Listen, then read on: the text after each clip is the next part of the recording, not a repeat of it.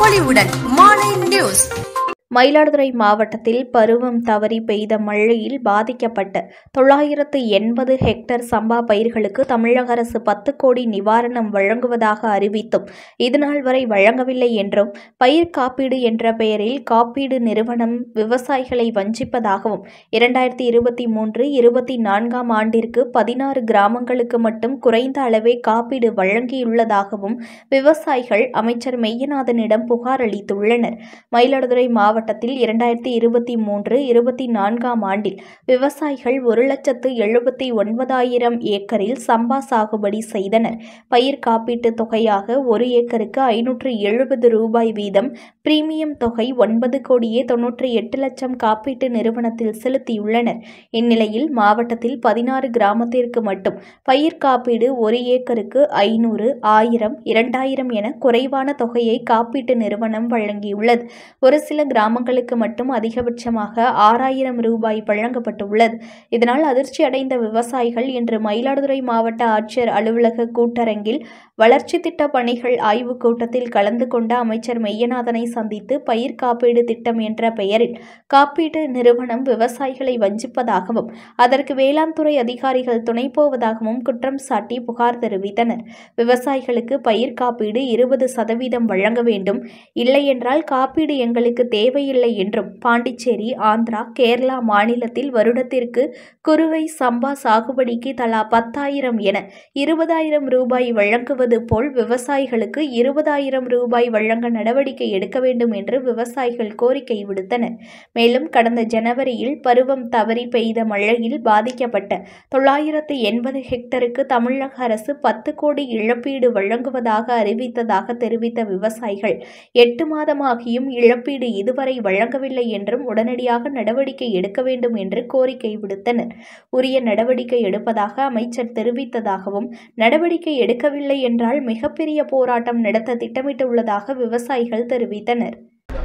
மயிலாடுதுறை மாவட்டத்தில் கடந்த 5 வருஷமாக இன்சூரன்ஸ் காப்பீடு திட்டங்கிற பேரில் கொள்ளையடிச்சிக்கிட்டு இருக்காங்க. அந்த இன்சூரன்ஸுங்கிறது விவசாயிக்கு கொடுக்கறது கிடையாது. அதாவது ஒரு ஏக்கருக்கு நாங்கள் 570 ரூபா வரைக்கும் பிரீமியம் செலவு நாங்கள் கட்டிக்கிட்டு இருக்கோம். கடந்த ஜனவரி மாதம் 6, 7, 8 மழை பெஞ்சு அழிஞ்சுது. அதை அரசு அதிகாரிகள் கணக்கெடுத்தாங்க. 30,000 ஏக்கர் அழிஞ்சதை 970 ஹெக்டர்னு சொல்லி கணக்கெடுத்து கொடுத்தாங்க.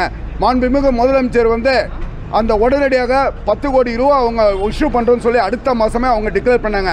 இன்றைக்கி 8 மாதம் வரைக்கும் விவசாயியை வஞ்சிக்கிச்சுட்டாங்க. விவசாயிக்கு செவி கொடுக்கறது கிடையாது. இதேமாரி நடந்துக்கிட்டு இருக்கு. இன்றைக்கி மாண்புமிகு முதலமைச்சர் அதாவது இன்னைக்கு கலெக்டருடைய ஆஃபீஸுக்கு இன்றைக்கி வந்திருந்தோம். அனைத்து விவசாயிகளுடைய கோரிக்கையை ஏற்று இங்கே வந்திருந்தோம். எங்களோட கோரிக்கை அனைத்தையும் நாங்கள் வச்சோம். அதுக்கு இன்சூரன்ஸ் எங்களுக்கு எந்த ஒரு இதுவும் தேவையில்லை, எந்த ஒரு பிரீமியம் நாங்கள் கட்டல. ஏக்கருக்கு 10,000 ரூபா, குருவிக்கு 10,000 ரூபா, சம்பாவுக்கு 10,000 ரூபா பணத்தை கொடுங்க, எங்களுக்கு எந்த ஒரு இதுவும் வேண்டாம்.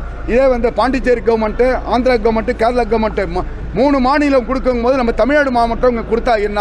இதுதான் எங்களோட கோரிக்கை.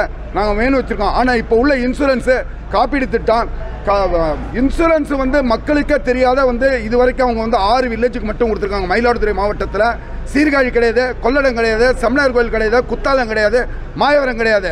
அப்போ இந்த ஊர் மட்டும் இந்த 38 மாவட்டத்தில் இந்த மயிலாடுதுறை மட்டும் வஞ்சிக்குது. மயிலாடுதுறை ஏன் வஞ்சிக்கிறாங்க? மயிலாடுதுறைக்கு விவசாயி என்ன பாவம் செஞ்சாங்க? இங்கே இது மாண்புமிகு முதலமைச்சர் ஐயாவுக்கு தெரியணும். இது இந்த அரசு நல்ல செயல்பட்டு வருகிறது. ஆனால் அரசு அதிகாரிகள் இந்த இன்சூரன்ஸ் காப்பீடு திட்டத்தை முழுமையாக வஞ்சிக்கிறாங்க. அக்ரி டிபார்ட்மெண்ட் எங்களுக்கு ஒத்துழைக்கல. இதுதான் முதல் பாயிண்ட். அக்ரி டிபார்ட்மெண்ட் நாங்கள் கேட்ட உடனே எங்களுக்கு தெரிஞ்சிருந்துன்னா இந்த இன்சூரன்ஸ் எப்படி போச்சுன்னு தெரியல. நான் யாருக்கும் பயப்பில்லைங்க, தைரியமாக சொல்கிறேங்க. அக்ரி டிபார்ட்மெண்ட் இது எங்களுக்கு கொடுத்துருக்கணும். அவங்க எடுக்கும் போது 4 மாவுக்கு வெறும் 17 மூட்டை நெல்லை நாங்கள் எடுக்கிறோம். 17 மூட்டை நெல்லை எடுக்கிறாங்க போது அதுக்கு இன்சூரன்ஸ் சட்டப்படி அது கொடுத்தாங்கன்னா ஏன் கொடுக்கல இன்சூரன்ஸு? அந்த பணம் எங்கே போகுது? யார் எடுக்கிறாங்க? அதெல்லாம் தெரியணும். ஸோ இது இன்னைக்கு மந்திரி ஐயா அவர்கள் வந்தாங்க. எங்களோட கோரிக்கை வச்சுருக்கோம். சீர்காழி சம்மந்தப்பட்ட வேடங்குடி சீனிவாசன் வந்திருக்காங்க, கரும்பண்ணை வந்திருக்கிறாங்க, இன்னும் பலர் பெரிய பெரிய விவசாயிகள்லாம் வந்திருக்காங்க. எல்லாரும் அனைப்பெருமே கோரிக்கை வச்சுருக்கோம். இந்த கோரிக்கையை நாங்கள் நிறைவேற்றுறோம், முதலமைச்சருக்கு சொல்கிறோன்னு சொல்லியிருக்காங்க. இது செயல்படலைன்னா இது மீண்டும் மயிலாடுதுறையில் பெரிய லெவலில் ஒரு போராட்டம் நடக்கும். அது மட்டும் இல்லை, வருகிற எலெக்ஷனில் எம்எல்ஏவுக்கு விவசாய சங்க சார்பாக டெல்டா மாவட்டம் முழுவதும் நிற்கப்படுவார்கள். புத்த புது பொலிவுடன் மாலை நியூஸ்.